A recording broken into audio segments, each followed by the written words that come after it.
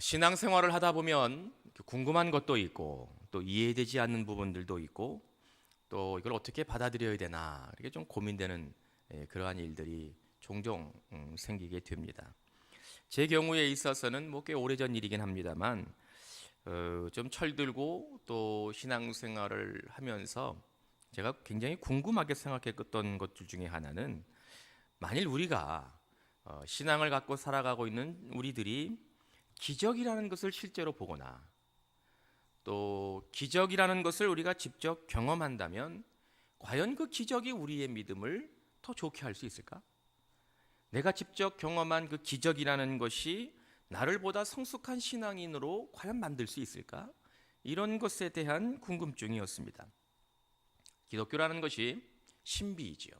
논리적으로 과학적으로 이해되지 않는 것이기 때문에 사람이 하나님의 성품을 잃어버리는 타락이라는 것을 아주 오래전에 겪게 되고 그것이 우리의 원죄로 흘러내려오면서부터 이제는 사람들이 하나님이 일하시는 그 놀라운 모습, 그분의 방법, 성령이 역사하시는 방식에 대하여서 끊임없이 의심하고 믿으려고 하지 않게 되어버렸습니다. 여러분들 성경을 읽어보십시오. 올 한 해 동안 우리가 하나님의 말씀을 매일매일 대략 한 4장 정도의 성경을 신구약을 합쳐서 이제 매일 읽게 되는데 성경을 여러분들이 읽고 묵상하실 때마다 느껴지는 것들이 무엇이 있으신가요? 물론 대부분의 성도님들은 성경을 하나님의 말씀으로 믿고 인정하고 받아들이시겠지만 정말 솔직하게 여러분들의 마음속에 하나님의 말씀 한 절 한 절이 정말 믿어지고 그것이 과거의 어느 한 순간에 정말로 일어났던 일이고 그리고 동일하게 여전히 오늘의 시간에도 우리의 삶의 현장에서 일어날 수 있는 일이라고 확신하고 계십니까? 저는 목사이기 때문에 좀 더 구체적이긴 하지만 이것은 대부분 우리 모두가 품고 있는 일종의 궁금한 점이고 또 의아하게 생각하는 그러한 점이 아닐까 생각을 해봅니다. 사실 우리는 모두 말씀을 믿습니다. 만약에 정말 우리가 말씀을 믿는다면 그 말씀 속에 담겨져 있는 놀라운 사건들, 소위 우리가 기적이라고 부르는 것들, 이러한 일들이 우리의 삶에 경험되고 여러분들이 실제로 그것을 목도하고 여러분들의 삶에서 일어난다면 정말 여러분들은 완전하게 달라진 신앙인이 될 수 있을까요? 기적을 체험하면 더 열심히 예배하고 기적을 경험하면 기도하는 일에 더 최선을 다하고 기적이 우리의 삶에 나타나면 사랑을 나누고 교회를 섬기는 일에 빠지지 않고 기적을 보았다면 은혜를 그 복음을 전하는 일에 정말 목숨을 걸고 여러분들이 복음을 전할 수 있을까요? 우리의 왜곡된 모습들, 어쩔 수 없는 인간됨들, 어찌해 볼 수 없는 나의 죄됨까지도 온전해질 수 있는 것일까요? 여러분들은 어떻게 생각하시나요? 이런 점들에 대해서 궁금하게 여기신 적은 없으셨나요? 사실 우리는 이러한 물음에 이미 답을 가지고 있습니다. 여러분들 아실런지 모르지만 예수님이 누가복음 16장 19절 이하에서 이러한 내용을 누가가 기록해서 우리에게 들려줍니다. 부자와 나사로 이야기입니다. 둘이 살다가 똑같이 죽었습니다. 그런데 부자는 음부에 내려가서 아주 고통스러운 시간을 보내고 있고 부자가 눈을 들어보니까 살았을 때는 정말 거지 같아서 아주 그냥 상종도 하기 싫었던 나사로는 아브라함의 품에 안겨 있는 것을 이 부자가 봅니다. 그래서 이 부자가 아브라함에게 간곡하게 부탁을 합니다. 아브라함이시여, 저 나사로를 다시 저 세상에 보내셔서 내게 형제들이 있는데 내 형제들에게 이곳 상황을 좀 전해주십시오. 나는 어쩔 수 없이 음부에 와서 고통을 당하지만 내 형제들만이라도 나사로가 살아나서 전해주면 그들이 나처럼 음부에 오지 않을 것 같습니다. 아브라함 품에 낙원에 갈 수 있을 것 같으니까 나사로를 다시 살리셔서 내 형제들에게 그것을 좀 전해주셨으면 좋겠습니다. 간곡하게 부탁을 하지요. 그때 아브라함은 31절에서 음부에서 고통당하고 있는 아브라함에게 뭐라고 말씀하냐면 모세와 선지자들에게 듣지 아니하면 비록 죽은 자 가운데서 살아나는 자가 있을지라도 고난을 받지 아니하리라. 이게 답입니다. 이게 예수께서 우리에게 들려주신 답입니다. 우리가 말씀을 받아들일만 하지 않으면 우리의 마음이 열려서 하나님의 말씀이 선포되는 것을 들으려고 하지 않으면, 성경에서 들려주고 있는, 성경에서 기록하여 우리에게 여전히 말씀하고 계시는 하나님의 음성에 우리의 마음을 열고 귀를 열고 정말 진심으로 들으려고 하지 않으면, 주일 강단에서 주의 종을 통하여 선포되는 말씀이 하나님의 음성이라고 우리가 믿으려고 하지 않으면, 비록 이 순간에 죽은 자가 살아난다 할지라도, 여러분들의 삶의 자리에서 정말 기적이 일어난다 할지라도 달라지는 건 아무것도 없다는 거예요. 그럼에도 우리는 오늘 이 예배의 자리에서 다시금 진지하게 물으려고 합니다. 기적은 과연 우리의 믿음을 새롭게 하는가? 기적은 여러분들의 삶의 자리에서 하나님의 통치하심을 진정으로 인정하게 하고 주님의 말씀을 온전하게 따르며 순종하게 만들 수 있는 것일까? 주님의 음성을 들으면서 이것을 우리가 스스로에게 다시 물어야 하는 이유는, 이 물음의 시작이 저나 여러분들로부터 출발한 것이 아니고 주께서 오늘 예배하는 우리 모두에게 요청하시는 물음이기 때문입니다. 예수께서 우리 모두에게 도전하고 계십니다. 여러분들은 기적을 어떻게 보실 수 있습니까? 그 기적은 과연 우리에게 어떠한 의미를, 믿음의 의미를 가지고 있습니까? 기적이 누가복음에서 이미 말씀하신 것처럼 우리의 삶의 실질적 변화를 주는 것은 아니라 할지라도 그 기적으로 인하여 우리가 발견하고 깨달아야 하는 것은 분명히 있다고 오늘 말씀을 통해서 들려주십니다. 이 말씀을 통하여 예배한 우리의 성광의 모든 성도님들이 주의 음성을 듣고 주님의 숨결을 느끼고 은혜가 되실 수 있기를 간절히 기원합니다. 마가가 들려주고 있는 예수께서 바다 위를 걸으셨다, 이 내용은 오늘 누가복음 본문을 쭉 읽어볼 때 예수님을 따라왔던 5,000명에게 떡 5개와 물고기 2마리로 풍족하게 먹이셨던 기적이 일어난 직후의 일이었습니다. 우리가 본문으로 읽지 않았지만 우리 본문 그 앞에 바로 오병이어의 기적이 기록되고 있습니다. 그 사건이 끝나고 난 바로 이어지는 45절을 읽어보면 주께서 제자들을 본문에 재촉하사 이렇게 기록하고 있습니다. 재촉하사 건너편 지역인 벳세다로 배를 타고 가게 하셨습니다. 그러니까 제자들은 예수께서 놀라운 기적을 베푸시는 그 현장에서 떡 5개와 물고기 2마리로 5,000명이나 되는 무리들을 풍족하게 먹이시는 걸 눈으로 봤고 그들이 직접 경험하였음에도 불구하고 그것이 그들의 삶에 자신의 믿음의 세계에 어떻게 적용되어야 되는 것인지를 돌이켜보고 생각해 볼 만한 틈을 갖지 못했습니다. 예수님이 즉시 떠나게 하셨기 때문이죠. 마가가 이것을 우리에게 설명하고 있습니다. 떡 5개와 물고기 2마리로 배부르게 먹었던 무리들에게도 똑같이 적용되었습니다. 주님은 제자들만 벳세다로 보내신 것이 아니라 그 경험을 했던 5,000명이나 되는 사람들도 예수님이 다 흩어서 보내셨기 때문입니다. 무리를 흩어서 주님이 보내셨습니다. 물론 본문에 기록하고 있지 않지만 아마 흩어서 집으로 가는 무리들이나 벳세다로 가기 위해서 배를 타러 갔던 갈릴리 바다에 있었던 예수님의 제자들도 뭐 이런저런 얘기는 다 주고받았겠지요. 본문에 기록을 하지 않아서 알 수 없지만 뭐 이러지 않았을까요? 이야 참 신기하네. 저 양반 도대체 뭐하는 양반인데 이럴 수 있을까? 이거 우리가 속은 건 아닐까? 우리가 먹은 게 정말 음식은 음식일까? 야 이거 참 놀라운 일이네. 이런 이야기를 다 주고받았겠지요. 아마도 이런 이야기를 주고받았으면 참 분명합니다. 심각한 이야기를 하지는 않았을 것 같아요. 제가 이렇게 확신할 수 있는 이유는 만약 그들이 주께서 5,000명이나 되는 무리들에게 떡 5개와 물고기 2마리로 먹이셨던 이 기적의 사건이 어떠한 의미를 가지고 있는지, 그것을 통해서 이 제자들이 무엇을 경험해야 되는지, 하나님의 뜻이 무엇인지를 정말로 알았더라면, 기적이 그들의 삶에 변화를 주는 일이었다면 아마도 오늘 본문 속에 기록되고 있는 것처럼 제자들이 바다 위에서 풍랑이 있는 배를 타고 고통과 어려움과 예수님을 보고 유령이라고 소리 지르며 두려워하지는 않았을 것이기 때문입니다. 기적이 우리의 삶을 변화시키지 않습니다. 제자들은 배를 타고 바다 가운데 떠 있었습니다.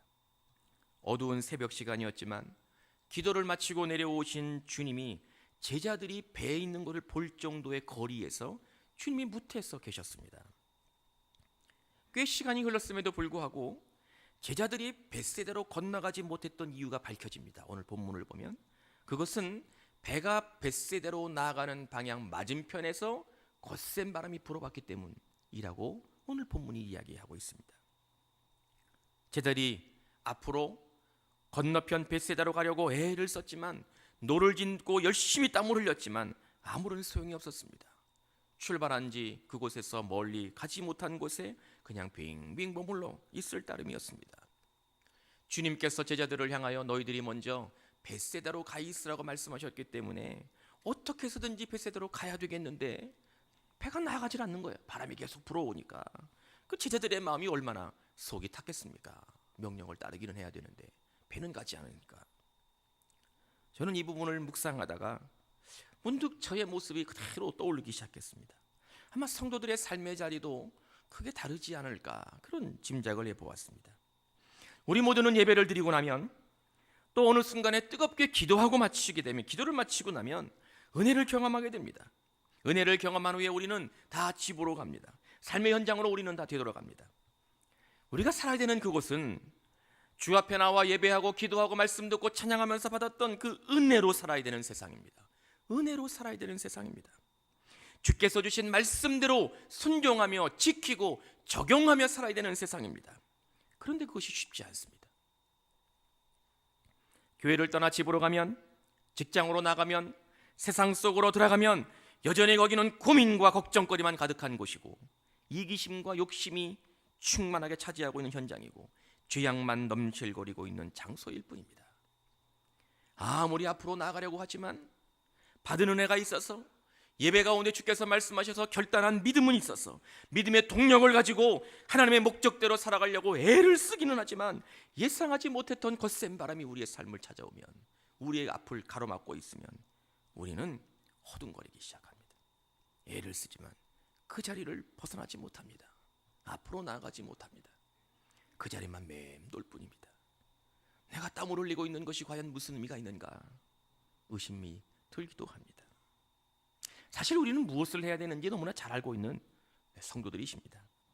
여러분들은 어떻게 살아야 되는지 목사가 더 이상 이야기하지 않아도 너무도 잘 알고 있을, 충분할 정도로 우리는 잘 알고 있습니다. 그런데 우리는 앞으로 잘 나가지 못합니다. 가야 할 곳, 바라보아야 할 지점, 목적은 분명하지만 그것에 잘 다다르지 못합니다. 그 이유는 오늘 본문에서 우리에게 들려주고 있는 것처럼 앞에서 불어오는 바람 때문입니다. 앞으로 나가지 못하게 만드는 세상에 거대해 보이는 힘 때문입니다. 우리는 이것을 고난이라고 부르기도 하고, 어려움이라고 말하기도 하고, 어찌할 수 없는 현실이라고 우리가 인정하는 것입니다. 바로 앞에서 불어오는 바람인 거죠. 이것들이 말씀으로 새롭게 은혜를 경험하고 하나님의 능력을 체험하고 성령께서 나와 함께 하신다고 예배 가운데 기도하면서 찬양하면서 결단은 했지만, 실제의 삶에서 마치 어처구니 없을 정도로 나약한 모습이 되어서 주저앉아 버리고 슬퍼하고 낭망하는 나의 자화상을, 여러분들의 일상의 삶의 모습을 막아는 제자들의 모습에 그대로 담아서 오늘 본문에 우리에게 보여주고 있는 겁니다. 그리고 막아는 주께서 의도하시는 말을 통해서 여러분들에게 도전하십니다. 그것은 주께서 기도하고 내려오신 이후에 47절 제자들이 힘겹게 노젓고 있는 모습을 보셨다는 겁니다. 제자들이 힘들어하는 모습을 주님이 보셨다는 겁니다. 이 말씀은 또 우리에게 참 은혜가 되고 위로가 됩니다. 삶의 현장에서 나름대로 애쓰고 땀 흘리고 노력하지만 결국 내 힘으로, 내 능력으로 단 한 발짝도 앞으로 나아가지 못하고 있는 나를, 여러분들을 주님이 지금도 바라보고 계시다는 거지요. 할렐루야. 여러분에게도 이러한 하나님의 위로와 은혜가 경험될 수 있기를 축원합니다. 여러분들 혹시 이런 경험 있으신지 모르겠습니다. 금요기도 시간에 우리가 뜨겁게 기도하는 시간이니까 부흥에도 그런 예가 될 수도 있겠고, 여러 가지 그런 일들이 있을 수 있겠죠. 한 가지, 그냥 금요기도 시간에 기도할 때 성령이 우리 가운데 역사하셔서 마음이 뜨거워지는 그러한 경험을 할 때가 있습니다. 눈에서 눈물이 흐르고 기도가 막 힘이 있어서 막 열심히 기도를 하면서 얼마나 마음에 은혜가 되고 또 힘이 생기고 또 그냥 감사의 고백이 넘치고 그냥 세상을 다 이길 것 같은 그러한 풍성한 은혜를 누릴 때가 있습니다. 집으로 가는 그 길, 금요기도 때 불렀던 찬양이 나의 입술에 나도 모르게 계속 나오고 막 기쁨이 충만해서 집으로 돌아가게 됩니다. 근데 집에 들어가는 순간 뭐라고 자식이, 남편이, 아내가 뜻하지 못했던 일이 확 터졌어. 내가 언제를 누렸던 사람인지 알 수 없을 정도로 화를 내게 만들고, 입에서는 감사의 찬양이 아닌 분노의 말들이 쏟아져 나오고, 얼굴은 다시 악한 모습으로 일그러져서 받은 은혜를 한순간에 뒤엎어버리는 일들, 그런 일들 혹시 여러분들 경험하지 않으십니까? 그리고 문득 정신이 들고 보면, 이야, 내 믿음이 이것밖에 아니었나. 내가 좀 전에 기도하면서 은혜 받고 찬양하면서 힘이 되고 말씀으로 하나님의 능력을 경험하고 그렇게 열심히 기도하고 기쁨으로 내가 집에 돌아왔는데 이게 뭐라고.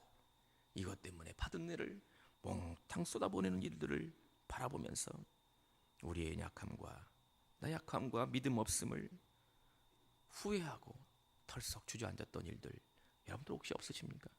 있으십니까? 있으신 분들 끄덕끄덕 좀 해보세요.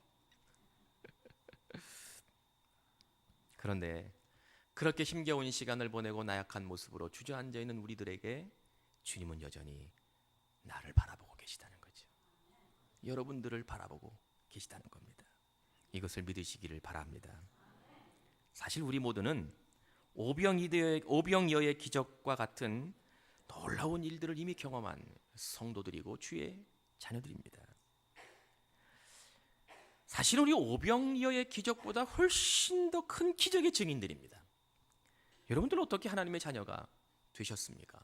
우리 모두는 죄 때문에 죽을 수밖에 없는 사람들이었습니다. 도저히 살아날 수 없는 멸망의 자식들이었습니다. 그런데 여러분들 누구 때문에 구원에 이르게 되었습니까? 바로 예수 그리스도의 그 놀라운 은혜 때문이었습니다. 부인할 수 없을 정도로 이 강력한 사실이 우리 모두를 얼마나 기쁘게 했습니까? 또한 여러분들의 입술로 하나님을 향하여 얼마나 감사의 고백을 하게 만들었습니까? 이것을 어찌 오병이어의 기적과 비교할 수 있겠습니까?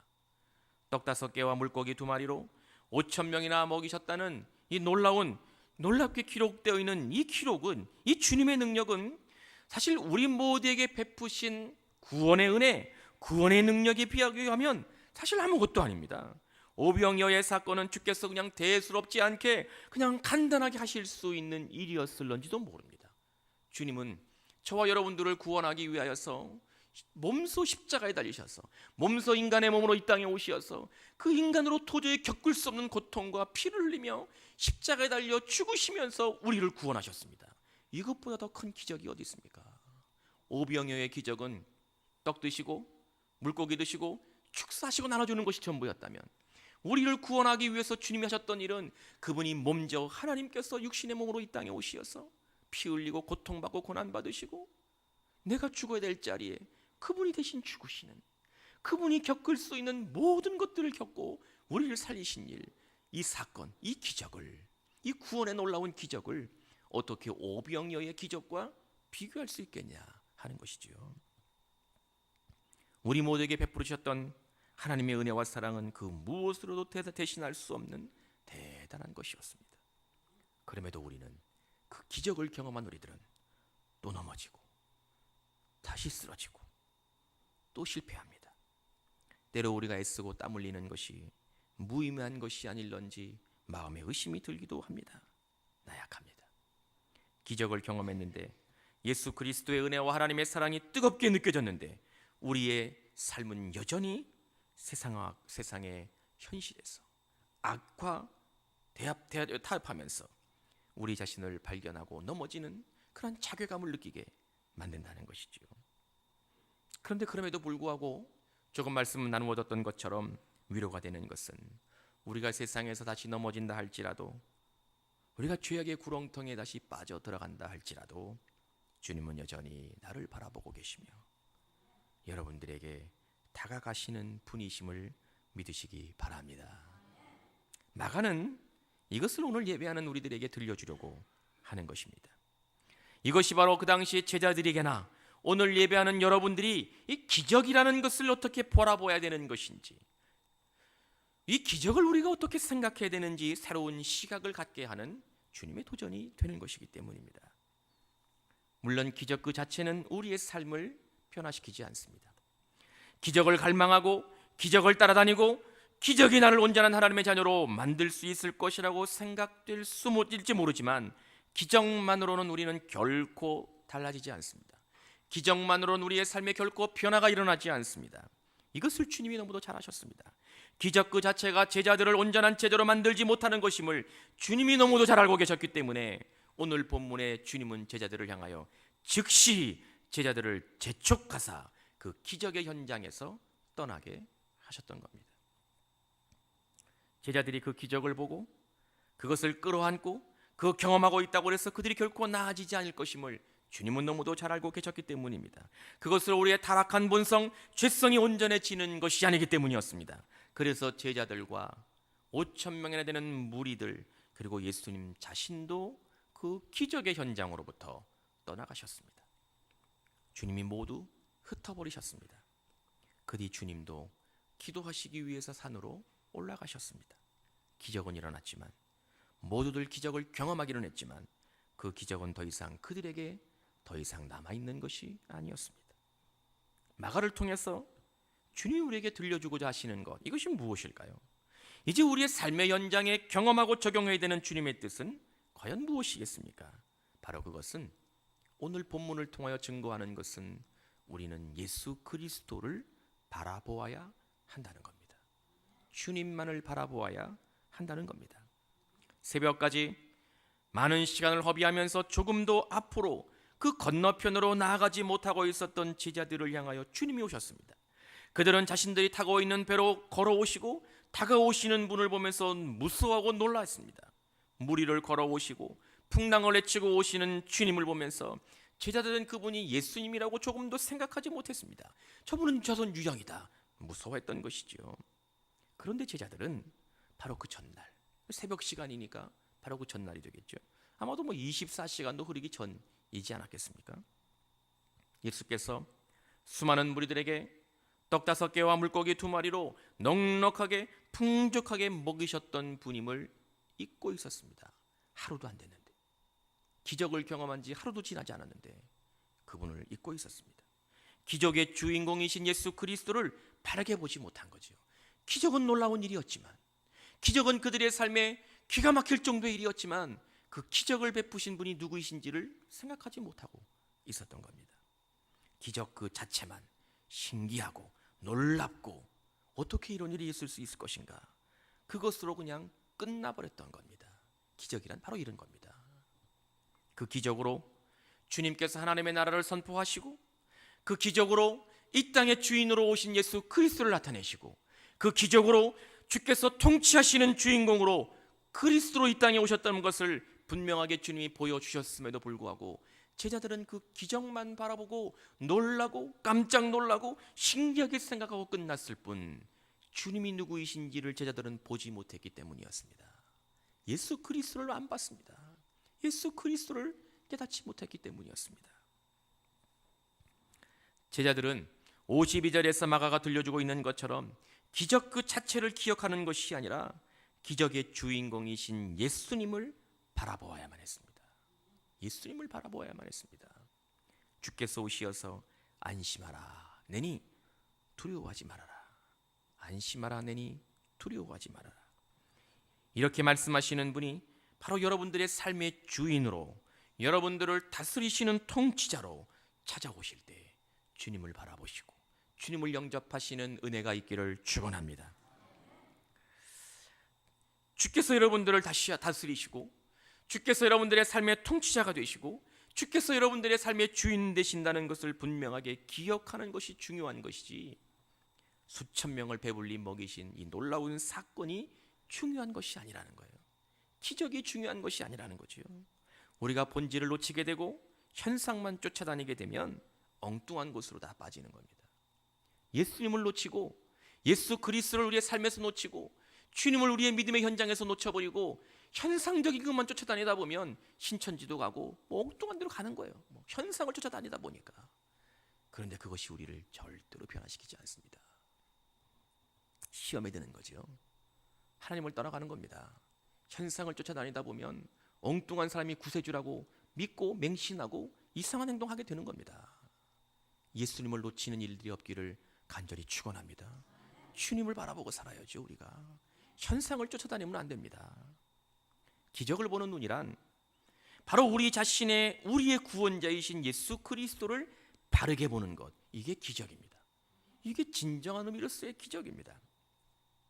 여러분들 카멜레온을 아십니까? 도마뱀의 일종이죠. 좀 생기기는 징그럽게 생겼어요. 굉장히 좀 저도 뭐 실제적으로 이렇게 만져보거나 동물원에 가서 본 적은 있지만 이렇게 만져보거나 그러지 못했어요. 징그러고 만지기는 참 좀 꺼림직하게 느껴지는 그런 이제 좀 커다란 한 이 정도 되는 도마뱀이지요. 그 카멜레온이 우리에게 기억되고 또 우리에게 쉽게 기억되는 건 주변 환경에 따라서 자신의 몸의 색깔을 바꾼다는 겁니다.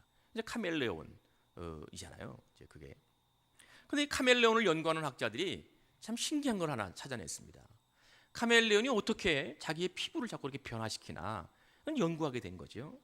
참 신기하다. 어떻게 이렇게 주변의 색깔과 자기의 피부를 변화시켜서 잘 숨는 거 아니에요. 추적자나 먹이 사슬로부터 끊을 살아남는 어떤 자기 본능이 이제 보호 본능이 생긴 거잖아요. 연구해 보니까 눈에 보이는 색깔, 그러니까 환경이 자기의 카멜레온의 눈으로 들어오는 그 색깔에 따라서 자신의 피부가 자신의 몸의 색깔이 변한다는 것을 알게 된 거예요. 이걸 어떻게 알게 됐냐면 간단한 실험을 했습니다. 동물학자들이 카멜레온을 잡아놓고 카멜레온 양쪽 눈에다가 셀로판지인가요? 그 색깔 있는 빨간색으로 눈을 덮어버리면 갑자기 몸이 붉은색으로 쫙 변한답니다.